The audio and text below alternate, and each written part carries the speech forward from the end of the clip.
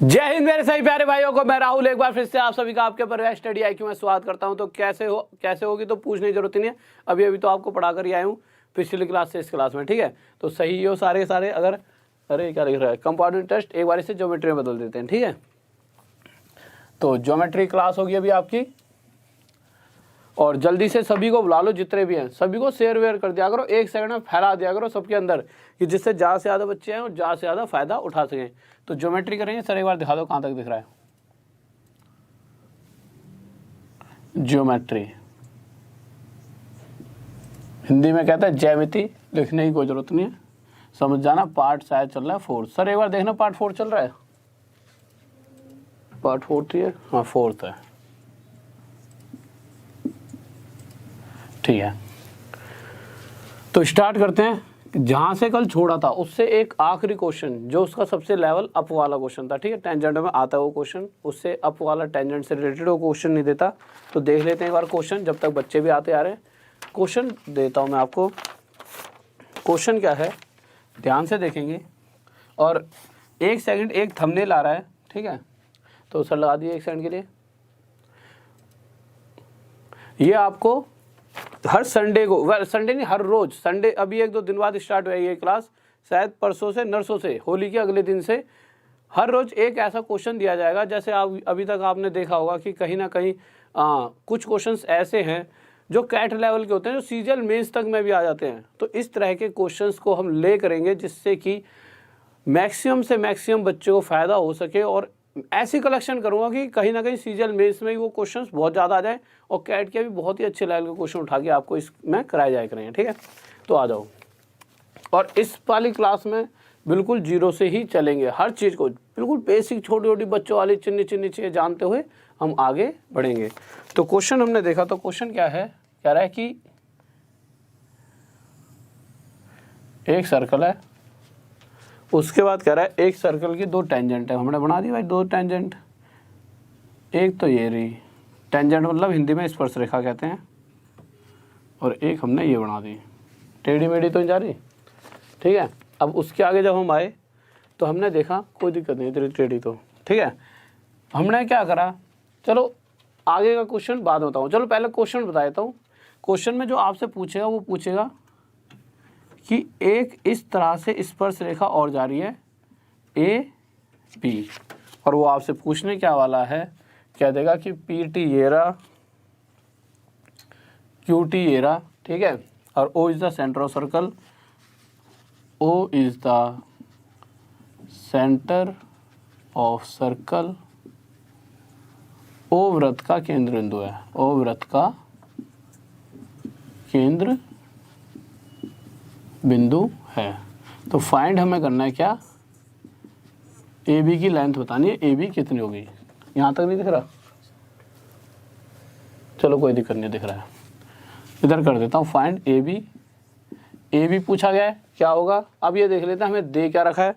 तो क्वेश्चन में हमें दे रखा है कि इस सर्कल की जो रेडियस है, इस सर्कल की रेडियस हमें दे रखी है, यहीं पे सही रहेगा, चलो यहीं पे लिख देते हैं। इस सर्कल की रेडियस 5 सेंटीमीटर दे रखी है, और हमारे को एक चीज़ और दे रखी है, O से लेकर T तक की दूरी, OT दे रखा है हमारे को, कितना दे रखा है, OT दे रखा है 13 सेंटीमीटर।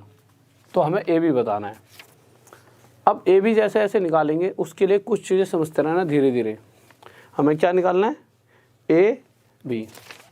अब निकालेंगे कैसे, सबसे पहले मैं इसको अगर मिटा दूँ यहाँ से, अगर यहाँ पर AB होता ही नहीं, ठीक है, तो होता क्या, ये O से ऐसे जाकर ऐसे तो जुड़ रहा है, तो OT दे रखा हमारे को कितना, 13। अब मुझे एक चीज़ बताइए, अगर सेंटर से कोई लाइन ऐसे जाते हुए वहाँ पर टच हो रही है जहाँ पर ये टेंजेंट भी टच हो रही है, और मुझे बताया सेंटर से होते हुए जा रही है, तो ये लाइन रेडियस होगी। तो जहाँ पर ये दोनों मिलेंगे, यहाँ पे पहुँचते ही ये दोनों मिलकर कितने डिग्री एंगल बनाएंगे, 90 डिग्री। यही चीज़ें हम 2-3 दिन से पढ़ते हुए आ रहे हैं, इस वाली बात में किसी बच्चे को दिक्कत नहीं होनी चाहिए। तो ठीक है, ये एंगल बन गया 90 डिग्री का, ठीक है, ठीक है। अब थोड़ा सा आगे बढ़ते हैं। अब हम आगे बढ़े तो अभी पता है क्या है, निकालना हमें AB है, पर AB इसलिए मिटा दिया कि AB की वजह से थोड़ी सी दिक्कतें बनती, मैं दो तरीकों से इस क्वेश्चन को आपको सॉल्व कराने वाला हूँ, जो तरीका आपको बेटर लगेगा। और ऐसा नहीं है कि उन दोनों तरीकों से, ज्योमेट्री के अंदर जितने तरीकों से किसी चीज़ को आप सोल्व करोगे उतनी बार कुछ नया सीखोगे और आगे आपके लिए वो फ़ायदेमंद होगा। तो हमने देखा ये 90 डिग्री का एंगल हो गया। अब मुझे एक बात बताइए, अगर कोई भी 90 डिग्री से हमें साफ साफ पता लग गया कि ये जो ट्रायंगल बनेगा ये कौन सा ट्रायंगल है, राइट एंगल ट्रायंगल। और राइट एंगल ट्रायंगल समकोण त्रिभुज के अंदर हमेशा ट्रिपलेट लगता है, ये वाली बात हमें पता है।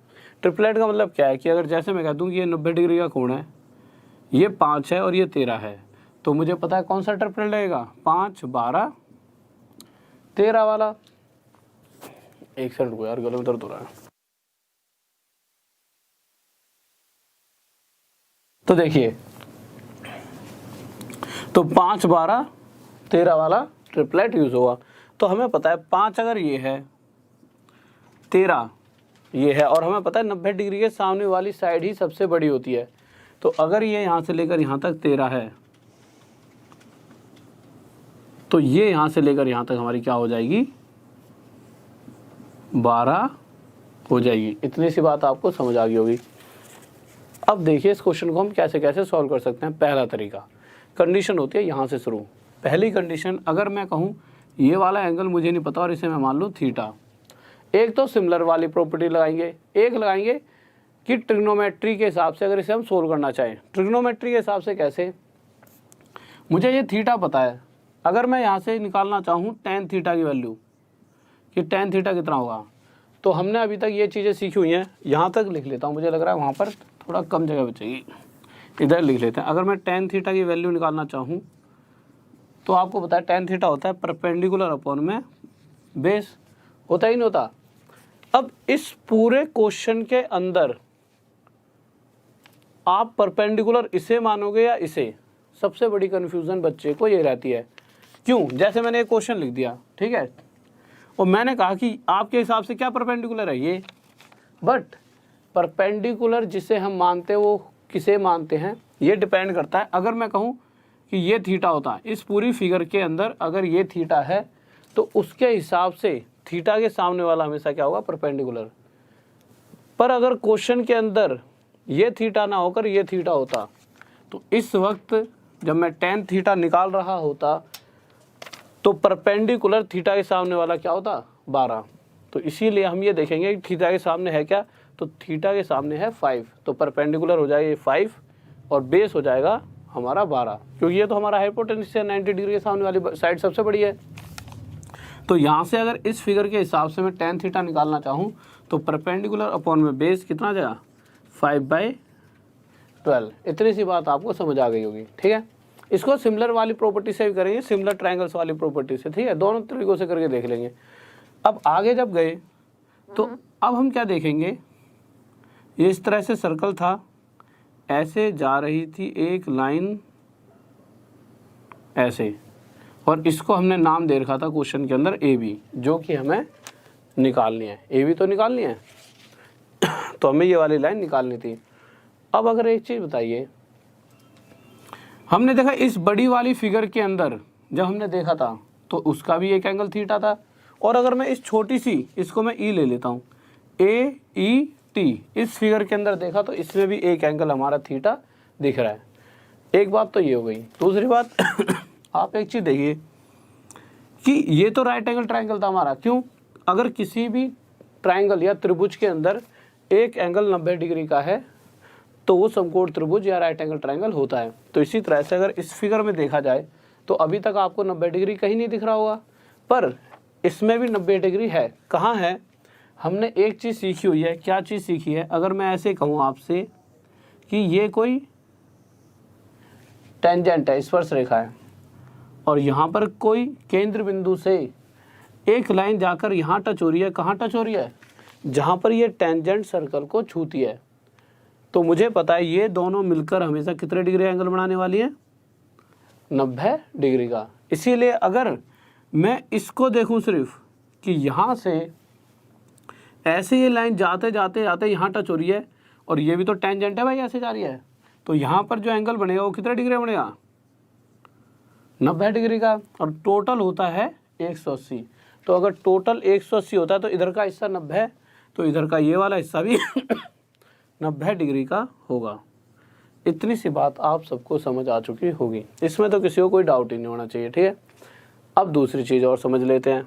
मुझे एक छोटी सी बात बताइए, यहाँ से केंद्र बिंदु से ये लाइन जाते आते यहाँ टच हो रही है तो ये रेडियस थी, तो इसी तरह से अगर यहाँ से लेकर ये यहाँ टच हो रही है तो ये भी रेडियस है, और क्वेश्चन में रेडियस हमें दे कितनी रखी है 5, तो मैं कह सकता हूँ कि यहाँ से लेकर यहाँ ई तक लंबाई होगी 5।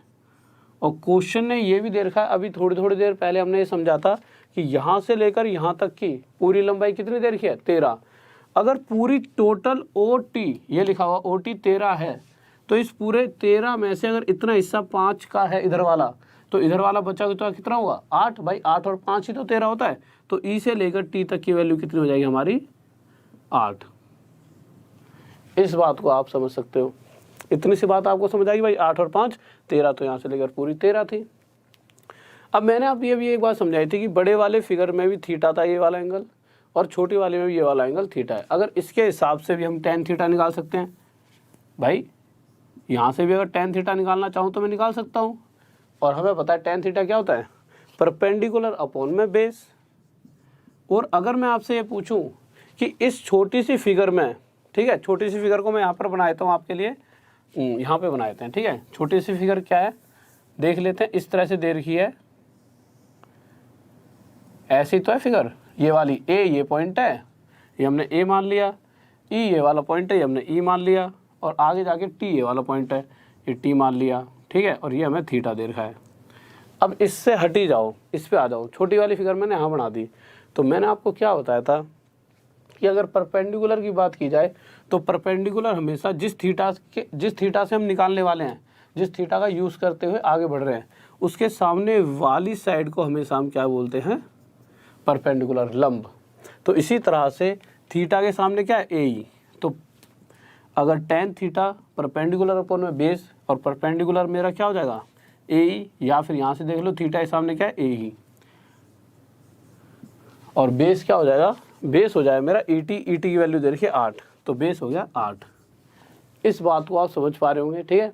अब आप एक बात बताइए, tan थीटा यहाँ से 5/12 है और यहाँ पे tan थीटा AE अपॉन में 8 है, तो दोनों ही अगर tan थीटा की वैल्यू है तो दोनों आपस में बराबर है, इसमें तो कोई बात ही नहीं रही। और अगर दोनों बराबर है तो मैं रख दूंगा भाई 5/12, सर देखना यहाँ तक दिख रहा है, इक्वल्स टू AE/8। अब आगे क्या करेंगे, काटा पीटी करेंगे। जब काटा पीटी करूँगा तो 4 से 2 पर और ये 4 से 3 पर कटने वाला है, और होगा क्या, ये 2 जब ऊपर आएगा तो 5 से 2 की गुणा हो गया, 5 दूनी 10, 5 2 10। तो AE की वैल्यू यहाँ से मेरे पास आ जाएगी 10/3। अब आप मुझे एक छोटी सी बात बताइए, ये भी 5 है और ये यहाँ से यहाँ तक 12 है। इसी तरह से अगर इसकी बात की जाए तो ये भी यहाँ से यहाँ तक 12 होगी, क्योंकि दोनों बराबर हैं। यहाँ से लेके यहाँ तक ये भी 5 और ये भी 13। तो कहने का मतलब क्या है कि अगर AE की वैल्यू 10/3 आ रही है तो 100% है यहाँ से लेकर नीचे तक EB की वैल्यू भी 10/3 ही आने वाली है, ठीक है। तो EB भी, और वैसे भी ना ये वाली लाइन इस लाइन को हमेशा 2 भागों में बांटती है, तो ऊपर वाला हिस्सा 10/3 तो नीचे वाला भी हिस्सा 10/3, और ये ऊपर का और नीचे का हिस्सा मिलकर ही तो AB बनाता है। तो AB इक्वल्स टू इसके अंदर मल्टीप्लाई 2 कर देंगे, तो AB इक्वल्स टू क्या आ जाएगा कि भाई इसको, भाई इतना हिस्सा 10/3 है और इतना हिस्सा फिर से 10/3, तो 10/3 के साथ 2 की गुणा, तो 20/3 हमारा आंसर आ जाएगा, ठीक है। ये हमारा आंसर होगा। इसे आप ऐसे करके गोल में लिख लीजिए। किसी बच्चे को डाउट, कोई दिक्कत, जल्दी से बताइए। हाँ भाई जल्दी से बताइए। ठीक है, बहुत बेहतरीन, बहुत बच्चों का आंसर भी आ चुका है। अब एक बात और, एक तरीका तो ये हो गया, क्या इसको हम सिमिलर ट्रायंगल्स वाली प्रॉपर्टी से कर सकते हैं? तो एक बार सिमिलर ट्रायंगल वाली प्रॉपर्टी भी चेक कर लेते हैं। सिमिलर वाली अगर प्रॉपर्टी से करते तो हम इस क्वेश्चन को कैसे कर सकते थे, ये देखते हैं। तो एक बार इसको मिटा देता हूँ तो देखिए मिटा देता हूँ मैं, फिर से AB ही निकालता हूँ और सिमिलर वाली प्रॉपर्टी से, उससे भी आप जल्दी कर सकते थे, कोई दिक्कत नहीं है, ठीक है। शायद इससे भी जल्दी कर सकते हो अगर आपको सिमिलर ट्रायंगल वाली प्रॉपर्टीज आती हैं, तो इससे जल्दी उस तरीके से क्वेश्चन ये वाला सॉल्व हो जाएगा। कैसे होगा देखिए, सबसे पहले हमें ये तो पता है यहाँ से लेकर यहाँ तक 12 है, ये 5 है तो ये भी 5 होगी, और ये पूरी 13 है तो ये हिस्सा 8 आ गया। अब सिमिलर ट्राइंगल्स कौन से बनाने पड़ेंगे हमें, एक ये वाला POT बड़े वाला, और एक यहाँ से छोटे वाला AET, ये छोटे वाला ट्राइंगल, ठीक है। तो पहले ना इन लाइनों को मिटा देता हूँ यार, चलो या फिर लिखे रहने दो। यहाँ पे मुझे लग रहा है ये साफ साफ नज़र आ रहा है, कोई दिक्कत तो नहीं है, ठीक है। अब आप एक चीज़ देखोगे, अगर बड़े वाले ट्राइंगल त्रिभुज की बात की जाएगी तो उसके अंदर भी एक एंगल 90 डिग्री का है, और छोटे वाले के अंदर भी एक एंगल 90 डिग्री का है। बड़े वाले के अंदर भी एक एंगल थीटा है और छोटे वाले में भी एक एंगल थीटा है। अगर जैसे थीटा की वैल्यू यहाँ पर 30 डिग्री होती, मैं कहता थीटा की वैल्यू क्या है 30 डिग्री, तो आप क्या देखते, ये 90 है, ये 30, तो ये वाला कितने का आया था 60 डिग्री, छोटे वाले में एक एंगल 60 का आ गया। इसी तरह से अगर बड़े वाले की बात की जाए तो बड़े वाले में क्या होता है, ये 90 है, ये 30, तो ये 90 और 30 है, तो ये बड़े वाला कितना बच जाता 60 डिग्री का। तो हमें ये पता लगा कि अगर ये एंगल हमारा थीटा है तो जो तीसरा एंगल है वो भी इन दोनों का 100% बराबर होगा। और अगर तीनों ही एंगल दोनों ट्राइंगल्स के, बड़े वाले और छोटे वाले ट्राइंगल के तीनों एंगल्स आपस में बराबर हैं तो ये दोनों सिमिलर हैं। और अगर सिमिलर हैं तो ये नहीं देखना कि कैसे लिखना है, लिखना कैसे है, शुरू कैसे करोगे, बड़े वाला ट्राइंगल पकड़ोगे। अब बड़े वाले में गिवन क्या क्या है भाई, इसमें भी थीटा है, छोटे में भी, तो बड़े वाले का जो जैसे टी दे रखा है ना, तो टी लिख लिया, फिर आए बड़े पे, फिर हमने यहाँ पे लिख दिया P और यहाँ पे लिख दिया O। एक तो ये ट्राइंगल बना दिया, सिमिलर हो गया किसके। अब ये देखो छोटे वाले में थीटा कहाँ पर आ रहा है, छोटे वाले में थीटा T पर आ रहा है तो T लिख देंगे। बड़े वाले में P पर क्या आ रहा था 90 डिग्री, छोटे वाले में 90 डिग्री कहाँ पर आ रहा है E पर। तो जहाँ पर ये देखना होता है एंगल सेम सेम कौन से हैं, तो यहाँ पर भी हम अगर इस छोटे वाले में 90 E पर आ रहा है तो यहाँ पर E आएगा, और बड़े वाले में 90 कहाँ पे आ रहा था P पे, तो P और E, इसीलिए इसके हिसाब से पॉइंटों को रखा जाता है। और उसके बाद लास्ट पॉइंट A। बस अब कुछ नहीं करना, बस सिमिलर, कुछ सिमिलर हो चुके ही हैं, बस रख दो भाई, हो जाएगा, आंसर आ जाएगा। हमें क्या क्या पता है यहाँ पर, तो रख लो।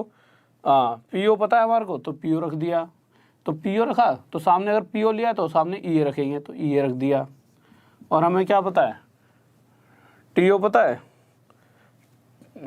और हमें TP पता है, भी पता है, तो TP ले लेंगे और सामने नीचे ले लेंगे TE। बस वैल्यू रख दो, आंसर आ जाएगा। यहाँ पर रख देता हूँ, तो PO की वैल्यू आप देख सकते हो कितनी है 5, ये उससे ज़्यादा आसान पड़ जाए। EA की वैल्यू कितनी है, तो EA देखा हमें, निकालना है, नहीं पता। आगे गए TP की वैल्यू, तो T से लेकर P तक की वैल्यू 12 है, और TE की वैल्यू देखी तो T से लेकर E तक की वैल्यू क्या थी 8। काटा पीटी करेंगे, 4 से 3 पर, 4 से 2 पर, ये 5 यहाँ पर आ जाएगा, या फिर 2 इधर चले आएगा, तो हो जाए 10/3 बराबर AE। और मुझे पता है कि अगर यहाँ से लेकर यहाँ तक AE जितना भी है तो ये पूरी साइड इसकी दोगुनी होगी, तो दोगुनी कर दो तो A भी आ जाएगा 10/3 गुणा में 2। नेक्स्ट क्वेश्चन की तरफ चलते हैं। आप एक बहुत प्यारा सा क्वेश्चन लेंगे, देखते हैं कि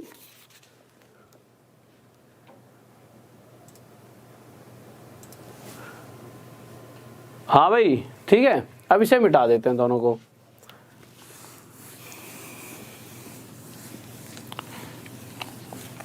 भाई थीटा एक ऐसा एंगल लेना जो इस बड़ी वाली फिगर में भी हो सेम टू सेम, और छोटी वाली फिगर में भी हो, ठीक है।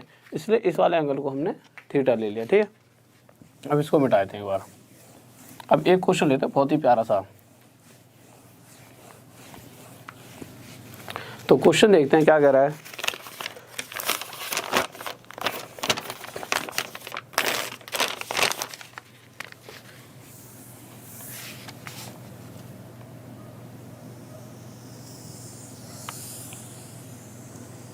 कह रहा है एक सर्कल है, उसके बाद दे रखा है AB एक डायमीटर है, ठीक है। AB एक diameter, O is the centre of circle, AB diameter है। अब आगे हमें क्या क्या दे रखा है ध्यान से देखेंगे। फिर हमें दे रखा है DC एक कोड है, तो ये DC बना दी, DC एक कोड है, जीवा है। AB पैरेलल है किसके, DC के, और साथ में एंगल दे रखा है एंगल BAC, अगर 20 डिग्री है तो फाइंड कीजिए एंगल COD कितना होगा। ठीक है, तो जल्दी से बताइए क्या होगा।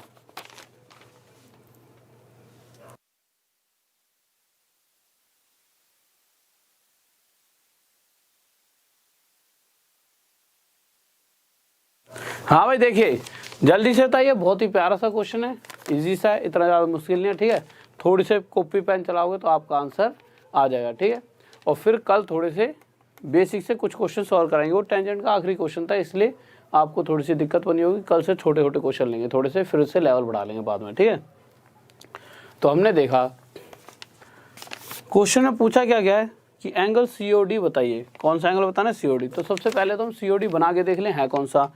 तो C से लेकर O तक जब हमने जोड़ा तो ये जोड़ दिया, फिर इसको हमने इससे जोड़ा, ये जोड़ दिया। तो कौन से एंगल की बात हो रही है, इस वाले एंगल की हमसे वो पूछ रहा है। ठीक है भाई, पूछ लिया। अब आगे चलते हैं, तो आगे क्या कह रहा है वो, उसने हमें एक चीज़ दे रखी है कि BAC 20 डिग्री है। तो हमने देखा BAC एंगल कौन सा है, तो B से A पर आए और A के बाद हम C पर मुड़ गए, तो कहीं ना कहीं वो इस वाले एंगल की बात कर रहा है। BAC ये वाला कितने डिग्री का दे दिया है, 20 डिग्री का। अब आप मुझे छोटी छोटी बातें बताते रहे ना जल्दी जल्दी। इस क्वेश्चन को करने से पहले 2-3 चीज़ें पूछता हूँ मैं आपसे जल्दी से। O is the centre of circle, O वृत्त का केंद्र बिंदु है, ये तो लिखा ही हुआ है, इसको मिटा देता हूँ। ठीक है, यहाँ पर O सेंटर लिख देता हूँ डायरेक्ट, जिससे आपको दिक्कत ना हो, क्योंकि यहाँ पर कुछ चीज़ आपको समझा दूंगा। मैंने आपको कल एक बात बताई थी, क्या बताई थी, कि अगर कोई सर्कल है, साफ नहीं दिख रहा ना, थोड़ी सी इंक डाल लो, एक सेकंड रुक जाओ, एक सेकंड रुक जाइए बस, एक सेकंड रुक जाओ।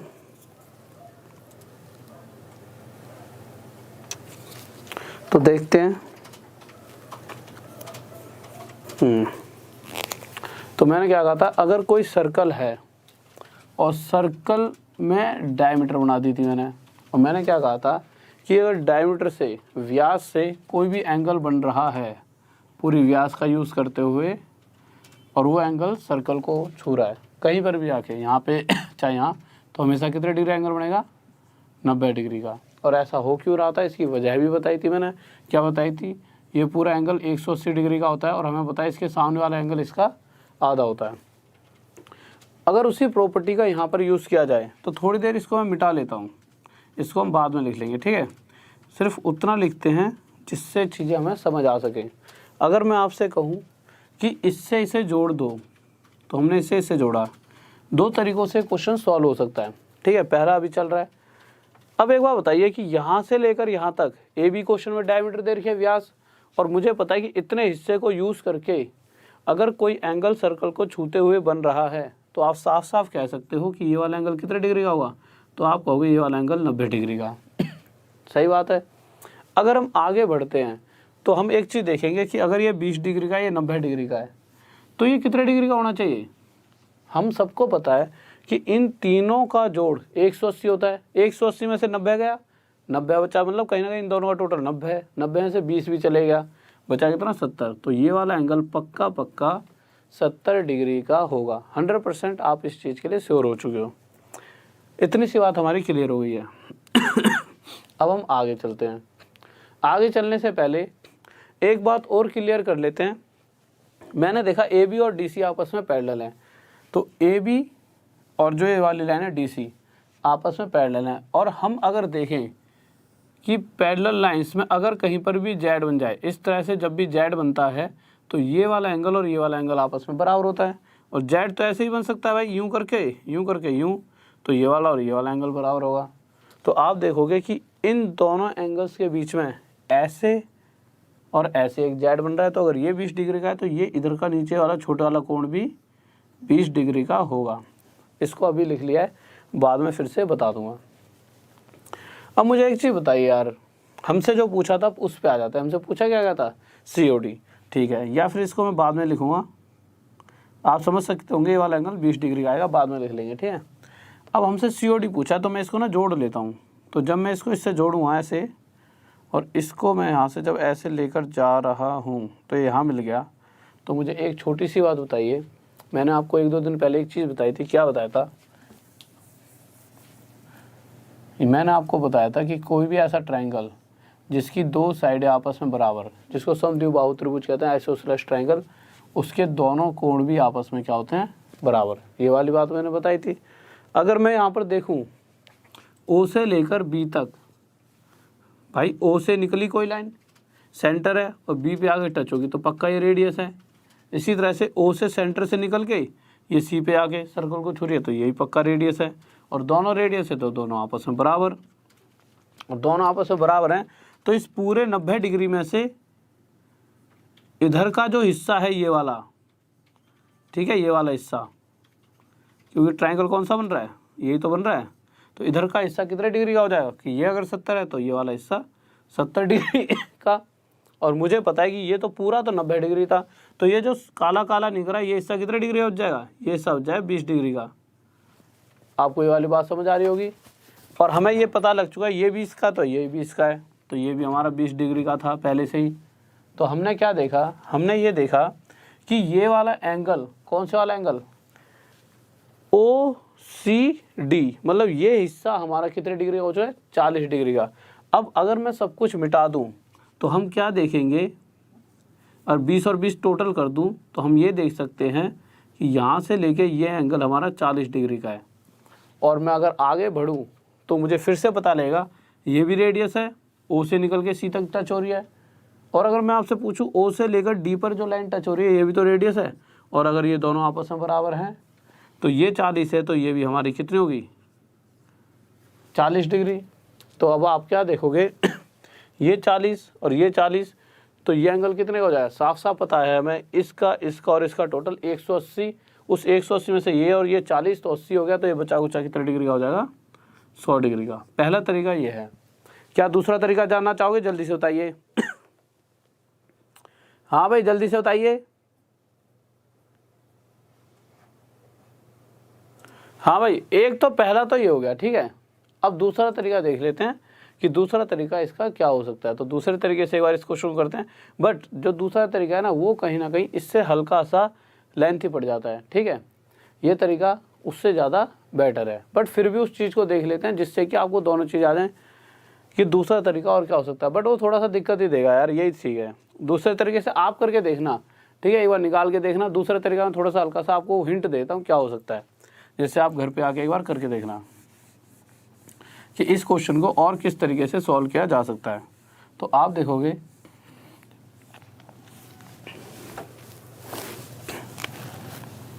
इस तरह से फिगर थी, ठीक है। आप मुझे छोटी छोटी सी बात बताते रहना। एक बात बताइए, सबसे पहले ए सी और ऐसे हमने जोड़ दिया था, और ये क्या था हमारा? ये हमारा DC था। तो हमने क्या कहा था, ये वाला एंगल कितने डिग्री का हो जाएगा?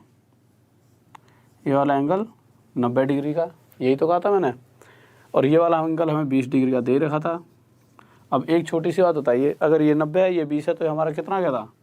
ये हमारा 70 आ गया था। अगर मैं ऐसा करूं, इसको इसके साथ ऐसे करके जोड़ दूं, तो मैंने आपको एक चीज़ समझाई थी कल। क्या समझाया था? क्योंकि ऐसा हो सकता है किसी बच्चे को ये वाली चीज़ आसान लगे तो इस तरीके से आप क्वेश्चन को सॉल्व कर सकते हो। मैंने आपको एक कल चीज़ समझाई थी कि किसी भी सर्कल के अंदर 4 भुजाओं वाली कोई भी फिगर बननी है, और कैसी भी टेढ़ी मेढ़ी, उससे मतलब नहीं है। उसके आमने सामने वाले दोनों एंगल्स का टोटल हमेशा 180 डिग्री होता है। तो आप अगर एक बात बताओ, अगर यहाँ पर ये लाइन ऐसे नहीं होती तो क्या आपको ये एक फिगर नहीं दिख रही? इस फिगर के अंदर इन दोनों का टोटल 180 होना चाहिए। अगर ये 70 है तो ये हमारा कितना होना चाहिए?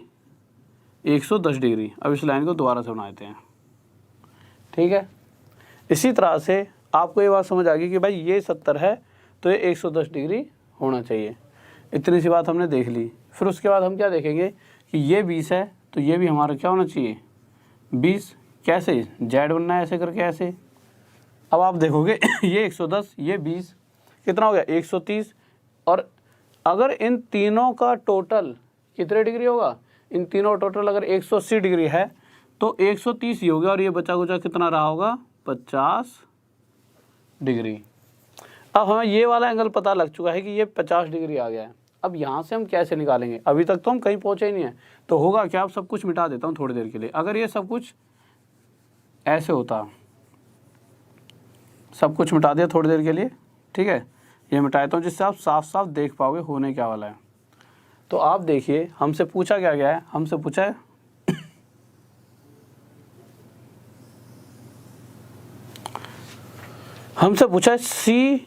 COD। और मैंने आपको कल एक बात बताई थी, अभी तक बताते आ रहा हूँ, अगर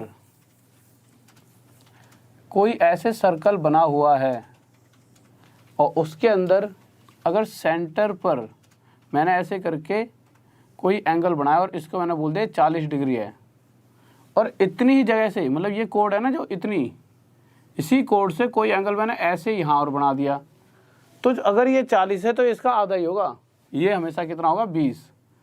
तो इसी तरह से अगर मैं कहूँ कि इतने ही हिस्से से, इतनी कोड से अगर कोई सेंटर पे एंगल बन रहा हो और इतने ही हिस्से से एक सर्कल को छूते हुए बन रहा है, और वो अगर 50 है तो ये कितना होगा सेंटर वाला, तो सेंटर वाला उसका डबल कितना हो जाएगा 100।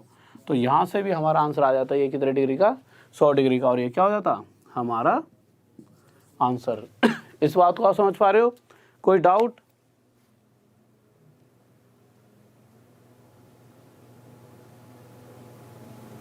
हाँ भाई जल्दी से बताइए, किसी दिक्कत, किसी चीज को डाउट, किसी व्यक्ति को?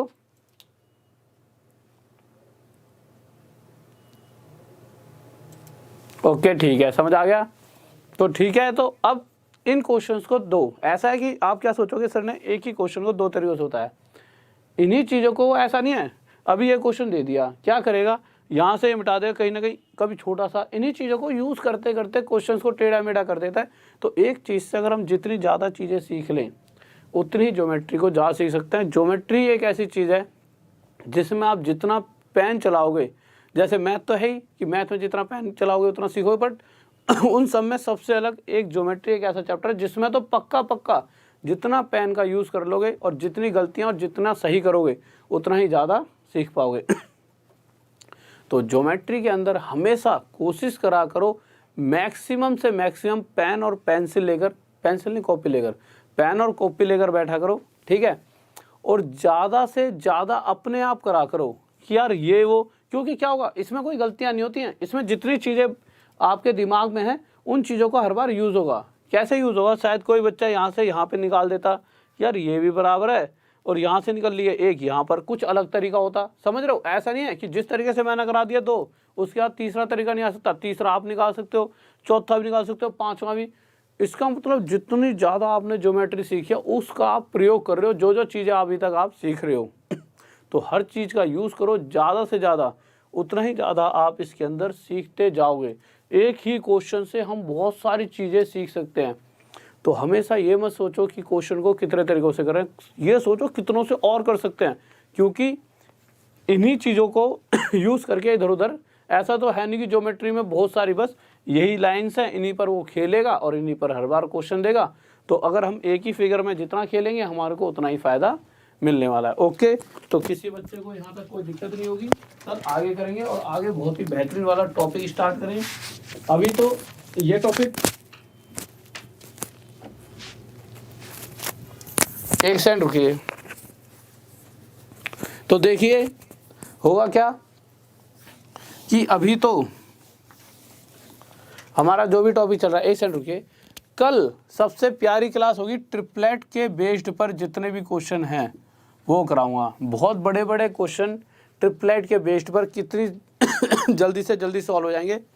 और फेसबुक आईडी है राहुल देसवाल स्टडी IQ। साथ में कोई भी स्टूडेंट ऐसा हो, सबसे पहले तो सब्सक्राइब तो कर ही लो चैनल को, क्योंकि मैं बोलना भूल जाऊँ बाद में, ठीक है। तो पहले सब्सक्राइब कर लो, जिससे ज़्यादा से ज़्यादा लोग जुड़ोगे उतना ही ज़्यादा आपको फ़ायदा हो जाएगा, और दोस्तों तक पहुंचाते रहा करो। और एक ना क्लास आ रही है, उसके अंदर क्या होगा, जैसे कैट CGL मेंस में भी अच्छे लेवल के क्वेश्चन आए थे, इस तरह के क्वेश्चंस जो आजकल एग्ज़ाम में आ जाते हैं और जिसकी वजह से आगे पीछे बच्चा रह जाता है, उस तरह के क्वेश्चंस उस क्लास में कराए जाएंगे। पर होली से अगले दिन वाले दिन से वो सीरीज़ स्टार्ट होगी, डेली एक क्वेश्चन आया करा है आपका सुबह सुबह। किस टाइम आएगा? 6:50 पर सुबह सुबह डेली एक आपके लिए क्वेश्चन आएगा, बहुत ही प्यारा सा। तो बने रहेंगे और इस क्वेश्चन को करते रहेंगे। एक ही क्वेश्चन हो करेगा पर लेवल इसका बहुत अच्छा हो करेगा। आप और हम मिल के खेलेंगे उस क्वेश्चन के साथ और चीज़ें सीखेंगे कि हाँ हम इस तरह से इन क्वेश्चन को कर सकते हैं। ठीक है, तो अभी तो यहीं पर आपसे विदा लेना चाहूँगा। एक सेकंड रुकिए। ये जो 6 से 50 है ये मॉर्निंग में होगी क्लास। ठीक है, मॉर्निंग में एक ही क्वेश्चन हुआ करेगा, 10, 15, 20 मिनट भी हो सकते हैं। क्वेश्चन से, एक ही क्वेश्चन से हम बहुत सारी चीज़ें सीखेंगे। ऐसा नहीं है क्वेश्चन हो गया, क्वेश्चन ऑफ द डे का मतलब होगा करेगा कि उस क्वेश्चन को के बेस से समझते हुए उस क्वेश्चन में पहुँचेंगे कि किस तरह से उस क्वेश्चन को हम कर सकते हैं और क्या क्या तरीके हो सकते हैं। ठीक है, तो किसी बच्चे को कोई भी दिक्कत है तो कमेंट कर सकता है, मेरे साथ यहाँ पर जुड़ सकता है, जिससे ज़्यादा से ज़्यादा कभी कोई आपको क्वेरी है तो डायरेक्ट मुझसे यहाँ से बात कर सकते हो। ठीक है, वैसे मैं इतना ज़्यादा चलाता नहीं हूँ बट कोशिश करता हूँ कि आधे 1 घंटे फेसबुक भी यूज़ कर लूँ कि कुछ बच्चों के आंसर दे पाऊँ, तो किसी अगर जवाब भी ना दे पाऊँ तो कुछ समय बाद दे ही दूँगा। ठीक है, और एक व्हाट्सअप नंबर भी थोड़े दिन पहले दिया था डाउट के लिए, बट वही डाउट क्लियर नहीं हुआ इसलिए बार बार नहीं दे रहा नंबर। पहले उन डाउट्स को क्लियर कराऊंगा। संडे को एक सीरीज़ और आएगी, पहले धीरे धीरे सारी चीज़ें क्लियर करते हुए फिर 1-2 संडे बाद संडे को डाउट सीरीज़ भी लाएंगे, उसमें फिर आपको डाउट भी कराया करेंगे, जिससे आप सभी का मैक्सिमम से मैक्सिमम फ़ायदा हो। तो डाउट वाली सीरीज़ भी लाएंगे आपके लिए। पहले उन डाउट को करा दूँ जो पहले वाले बच्चों के आ रखे हैं, वही डाउट कहीं ना कहीं आपके भी होंगे, क्योंकि हर बच्चे का एक जैसा ही डाउट होता है। फिर उसके बाद जब ये सारी चीज़ें ख़त्म होंगी तो फिर से मैं आपको नंबर दे दूंगा, या इस वाले मेरी इस आईडी पर आप फेसबुक पर भी भेज सकते हो क्वेश्चन, बट बेटर होगा मैं नंबर दूंगा, व्हाट्सएप पे भेज दे करना। ठीक है, तो यहीं पर विदा लेना चाहूँगा आप सभी से। जय हिंद, जय भारत, लव यू सभी को।